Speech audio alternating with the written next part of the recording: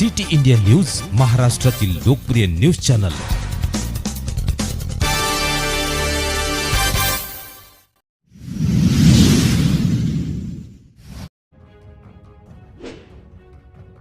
विविध सामाजिक संघटना व पक्षाच्या वतीने हाळी हंडरगुडी येथे कडकडीत बंद। दिनांक 13 डिसेंबर 2024 रोजी उदगीर तालुक्यातील हाळी हंडरगुडी येथे कडकडीत बंद।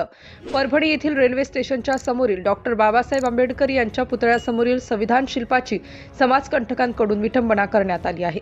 या घटनेचा जाहीर निषेध म्हणून हाळी हंडरगुडी येथे बंद पुकारण्यात आला होता। या बंदला मोठा प्रतिसाद देत व्यापाऱ्याने आपले दुकाने बंद ठेवून प्रतिसाद देण्यात आले। यावेळी रॅलीचे आयोजन करण्यात आले होते। या रॅली दरम्यान फडणवीस सरकारचा जाहीर निषेधाच्या घोषणा देत जाहीर निषेध नोंदविण्यात आला।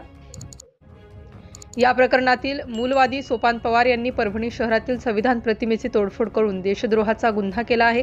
या घटनेमुळे सर्व देशातील बांधवांचे मन दुखावले गेले आहे। त्यामुळे सदरील आरोपीवर देशद्रोहीचा गुन्हा दाखल करून त्याला फाशीची शिक्षा देण्यात यावी। विविध पक्ष संघटनेच्या कार्यकर्त्यांवरील गुन्हे तात्काळ परत घेऊन त्यांची सुटका करण्यात यावी, अशा मागणीचे निवेदन वाढवणा पोलीस स्टेशनचे पोलीस निरीक्षक भीमराव गायकवाड यांना निवेदन देण्यात आले।